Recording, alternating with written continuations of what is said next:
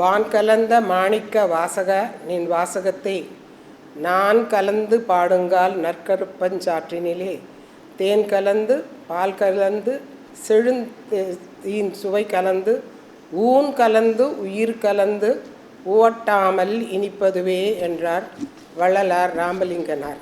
திருவாசகத்திற்கு உருகார், ஒரு வாசகத்திற்கும் உருகார் என்பது ஒரு சொலவடை. அவ்வாறான ஊனையும் உருக வைக்கும் பாடல்களை பாடியவர் நம்முடைய மணிவாசக பெருமான். மனிதன் மனிதனுக்கு கூறியது திருக்குறள், தெய்வம் மனிதனுக்கு கூறியது கீதை, மனிதன் தெய்வத்திடம் கூறியது திருவாசகம்.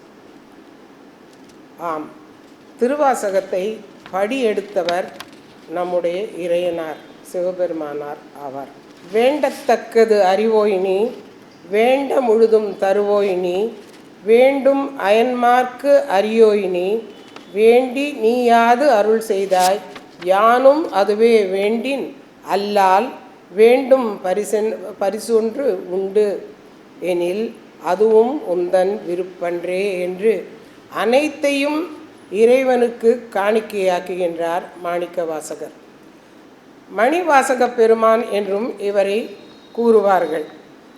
இவர் பெருமையினை எழுதரு மறைகள் தேரா இறைவன் எனில் கங்குல் பொழுதொரு காலத்து என்றும் பூசனை விடாது தொழுத கை தலை மீது ஏற துளும்பு கண்ணீர் மூழ்கி அழுது அடி அடைந்த அன்பன் அடியவர்க்கு அடிமை செய்வாம் என்று திருவிளையாடற் புராணத்திலே பகழிக்கூத்தர் மணிவாசகரனுடைய பெருமையை பாடுகின்றார். இறைவனுடைய திருவிளையாடற் புராணத்திலே சில பகுதிகள் நம்முடைய மணிவாசக பெருமானுடைய சரித்திரத்திலும் வருகின்றது. நம்முடைய மணிவாசக பெருமானுடைய தந்தையார் சம்புபாத இருதயர், தாயார் சிவஞானவதி.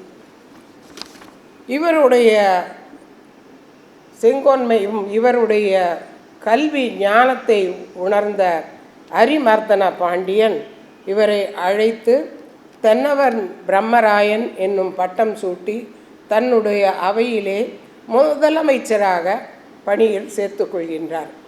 சிவ அருளும் பரம் அருளின் மாண்மையும் உணர்ந்த இவர் மக்களுக்கு சேவை செய்வதே பெரும் தொண்டு என்று பணியாற்றும் காரணத்தால் மக்களால் இவர் பெரிதும் மதிக்கப்படுகிறார், புகழப்படுகிறார். அந்த நேரத்திலே அரிமர்தன பாண்டியனுடைய குதிரைப்படை தலைவன் வந்து நம்முடைய குதிரைகள் அனைத்தும் வயதாகிவிட்டன, ஆகவே தற்பொழுது கீழே பகுதியிலே குதிரைகள் வந்து இறங்கியுள்ளன என்று அறிகிறோம், ஆகவே நாம் குதிரைகள் வாங்க வேண்டும் என்று கேட்டுக்கொண்டான். அதற்கு இணங்க அரிமர்தன பாண்டியனும் நம்முடைய மணிவாசக பெருமானை அழைத்து நம்முடைய கருவூலத்திலிருந்து எவ்வளவு பணம் வேண்டுமானாலும் அதனை எடுத்து சென்று நல்ல குதிரைகளை கொண்டு வருக என்று ஆணையிடுகிறான். ஆணையை மேற்கொண்டு நம்முடைய மணிவாசக பெருமானும் தன்னுடைய படைகளுடன் ஒட்டகத்தின் மீது ஏறி மதுரையை நோக்கி செல்கின்றார். மதுரையில் திரு ஆலவாயனை வணங்குகின்றார். பிறகு அந்த பக்கம் செல்லும் பொழுது அந்த ஒரு திருப்பெருந்துறையை அடைகிறார். திருப்பெருந்துறையை அடையும் பொழுது தன்னுடைய பாரங்கள் அனைத்தையும் குறைந்து லகுவாக உணர்கிறார். அங்கே பார்க்கும்பொழுது ஒரு குருந்த மரத்து அடியிலே ஒரு குரு அமர்ந்திருக்கிறார். அவரை சுற்றி சீடர்கள் அமர்ந்திருக்கிறார்கள். அந்த குருவை பார்த்தவுடன் கன்று தாயை பார்த்தவுடன் பாய்ந்து சென்று ஓடுவது போல அவரை அன்பு மயம் சூழ்ந்து கொள்ள அவரை அடைகிறார். அங்கேயே அமர்ந்து அவருக்கு தொண்டு புரிகிறார். இவருடைய பாடல்கள் மிக அழகாக அருமையாக ஊனையும் உயிரையும் உருக்கும் வண்ணம் இருப்பதை கண்டு அந்த குரு இவருக்கு மணிவாசகர் என்று பெயர் விட்டு அழைக்கிறார். இவரும் அங்கேயே தங்கி குரு உபதேசம் பெற்றுக்கொண்டிருக்கிறார். குதிரைகள் வாங்க வந்ததை மறந்துவிட்டார். பிறகு தான் கொண்டு வந்த செல்வத்தை அனைத்தையும் திருப்பெருந்துறையில் உள்ள அந்த சிவன் கோவில் கட்டுமான பணியிலே ஈடுபடுகிறார். மன்னனுக்கு இந்த செய்தி போகிறது. இவர் குதிரை வாங்கும் பணியை விட்டுவிட்டு ஏதோ ஒரு குருவிடம் அமர்ந்து கொண்டு ஏதோ பணி செய்து கொண்டிருக்கிறார். இவர் பார்த்தால் குதிரை வாங்கியது போல தெரியவில்லை என்று தெரிவிக்கின்றார்கள். உடனே மன்னன் இவரை வரப்பணிக்கின்றான். பணிக்கும் பொழுது இவர் ஆவணி மூலத்தன்று குதிரைகள் அனைத்தும் வரும் என்று தெரிவி என்று அசரீரி கூறியதன் விளைவாக அதனையே மன்னனுக்கு செய்தியாக கொடுத்து அனுப்புகிறான். மன்னனும் குதிரைகளை காண ஆவலுடன் இருக்கின்றான். குதிரைகள் வந்து சேர்கின்றன. இவரும் பாண்டிய மன்னன் அரியணை அரண்மனைக்கு செல்கின்றார். குதிரைகள் மிக அழகாக இருப்பதை கண்டு அந்த குதிரை வியாபாரிக்கு மன்னன் தன்னுடைய சால்வையை அணிவிக்கின்றான். அதனை அந்த சாட்டையை கொண்டு அந்த குதிரைக்காரர் வாங்குகின்றார். ஏனென்றால் சாட்டையை கொண்டு வந்த அந்த குதிரைக்காரன் வேறு யாரும் இல்லை, சிவபெருமானே. இந்த குதிரைகளெல்லாம் இரவிலே கொட்டடியில் அடைக்கப்படுகின்றன. மன்னனும் மகிழ்ந்து இவருக்கு பரிசெல்லாம் அளிக்கின்றான். திடீரென்று இரவில் காவலர்கள் ஓடோடி வந்து மன்னனிடம் சொன்னார்கள், வந்த குதிரைகள் எல்லாம் நரிகளாக மாறி கனைத்து கொண்டு இருந்த குதிரைகளையும் தின்றுவிட்டு ஊரெல்லாம் சுற்றி கொண்டிருக்கின்றன என்று கூறினார். இதனை கேட்டவுடன் பாண்டியன் மிகுந்த கோபம் கொண்டு மாணிக்கவாசகரை சிறையில் அடைத்து விட்டான். சிறையில் அடைத்து அந்த நேரத்திலே வைகை ஆற்றிலே பெரிய வெள்ளம் பெருகுகிறது. ஆகவே வீட்டிற்கு ஒருவர் வந்து அந்த வெள்ளத்தை சரி செய்ய வேண்டும் என்று மன்னன் பறை அறிவிக்கிறான். அனைத்து இல்லத்தில் இருந்தும் பணி அமர்த்த ஒரு ஆள் வருகிறார்கள். ஆனால் அந்த ஊரிலே வந்தி என்ற ஒரு கிழவி பிட்டு விற்று பிழைத்து கொண்டிருப்பவள்.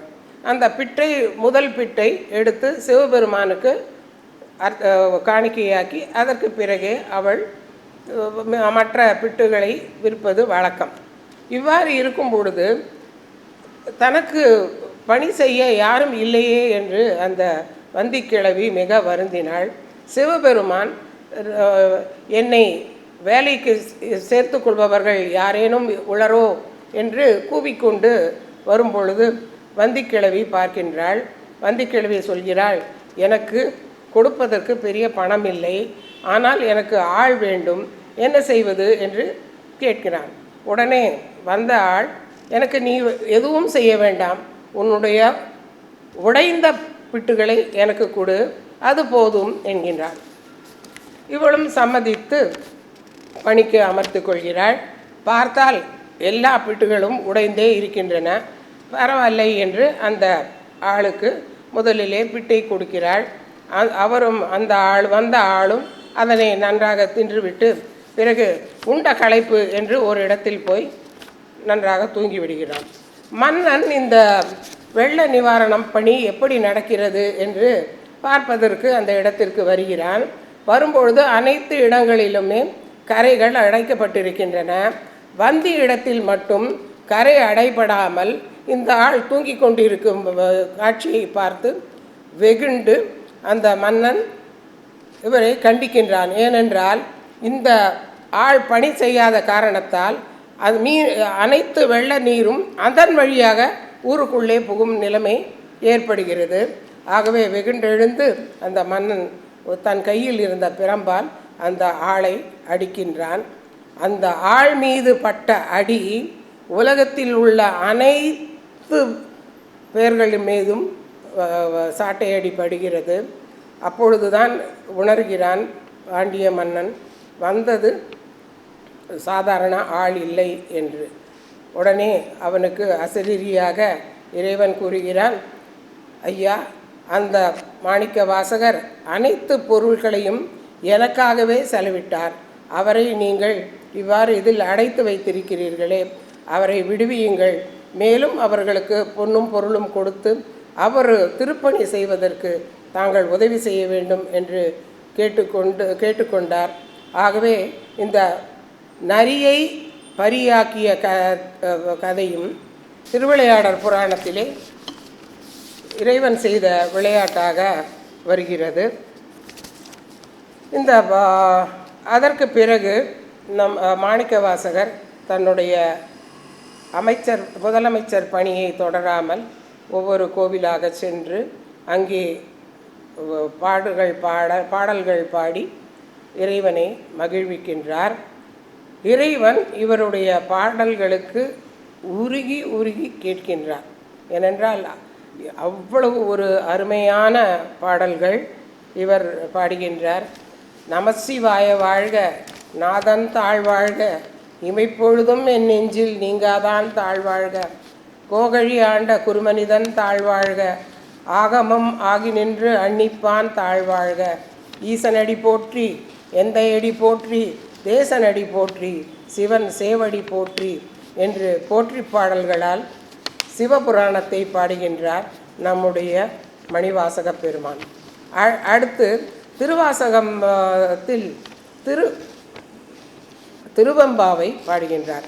மார்கழி மாதத்திலே திருவெம்பாவை திருப்பெருந்துறை இறைவனை தலைவனாக கொண்டு மகளிர் அனைவரும் அந்த மார்கழி மாதத்திலே இறைவனை நோக்கி பாடுவதாக அமைந்த சிற்றிலக்கிய பாடல் திருவெம்பாவை ஆகும். திருவெம்பாவையை ஆதியும் அந்தமும் இல்லா அருட்பெருஞ்சோதியை யாம்பாட கேட்டேயோ வாய்த்தடங்கன் என்று அருமையாக பாடிய இந்த பாடல்களை கேட்ட சிவபெருமான் பாவை பாடிய வாயால் கோவையும் பாடுக என்கிறார். திருக்கோவையாரையும் பாடுகின்றார்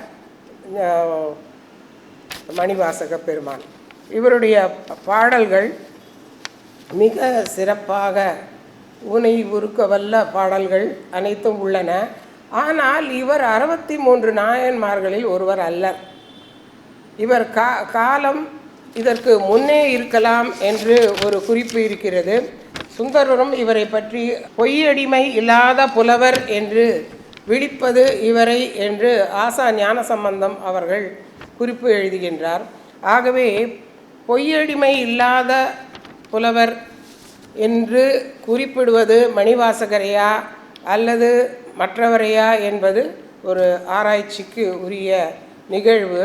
ஆனால் சேக்கிழார் பெருமானும் இவரை தனியாக பாடவில்லை என்பது ஒரு ஆராய்ச்சி களமாகும். எதனால் இவர் பாடவில்லை என்பது ஒரு இன்னும் ஆராய்ச்சிக்குரிய ஒரு நிகழ்வாகவே இருக்கின்றது.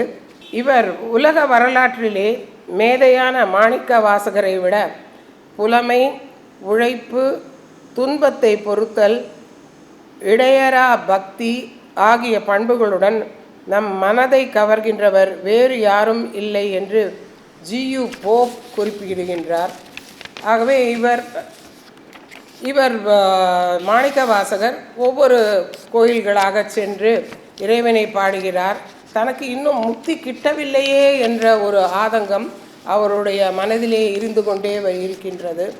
ஆனாலும் அவர் ஒவ்வொரு உத்தரகோசமங்கை போன்ற இடங்களில் எல்லாம் எல்லா கோயில்களிலும் சென்று பாடுகின்றார்.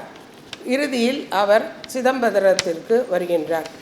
சிதம்பரத்தில் வரும்பொழுது இவரை அருகிலே வைத்துக்கொண்டு ஒரு முதியவர், நீங்கள் பாடுங்கள், நான் படி எடுக்கிறேன் என்று அவர் பாடிய பாடல்களெல்லாம் பாடச் சொல்லி அவற்றையெல்லாம் ஓலையிலே எழுதி அந்த ஓலையிலே மாணிக்க வாசகர் சொற்படி திருச்சிற்றம்பல உடையான் கையெழுத்து என சாத்து இட்டு அந்த ஓலையினை எடுத்து படியிலே வைத்துவிட்டு மறைகின்றார் சிவபெருமான். மறுநாள் காலையிலே அர்ச்சகர்கள் வந்து பார்க்கும் பொழுது அந்த படியிலே இந்த ஓலை சுருள் இருக்கின்றது. அதில் திருச்சிற்றம்பலம் உடையான் கையெழுத்து என்று கையொப்பமிட்ட குறிப்பும் அங்கே உள்ளது. அதனை பார்த்தவுடன் அவர்கள் வியந்து போற்றுகின்றார்கள். அதற்கு பிறகு அடியவர்களுக்கெல்லாம் இந்த செய்தி பரவிவிட அவர்கள் இந்த பாடல்களுக்கெல்லாம் பொருள் என்ன என்று கேட்கின்றார்கள்.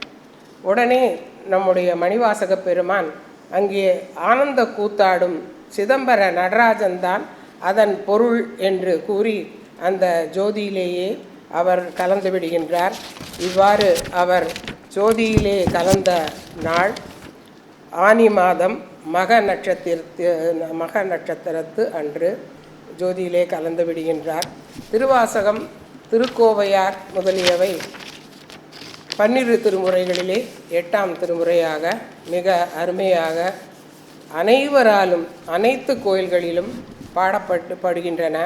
சமய குறவர்கள் எனும் பொழுது இவர் அப்பர், சுந்தரர், ஞானசம்பந்தர் ஆகியோருடன் மாணிக்க வாசகரும் ஒன்றாக சைவத்தை வளர்த்த பெருமை சார்ந்த பெரியோராக இருக்கின்றார். அவருடைய திருக்கோவையாரையும் திருவெம்பாவையையும் மற்றும் திருவாசகத்தையும் படித்து பலன் பெறுவோம். இறைவன் அருள் பெறுவோம். வணக்கம்.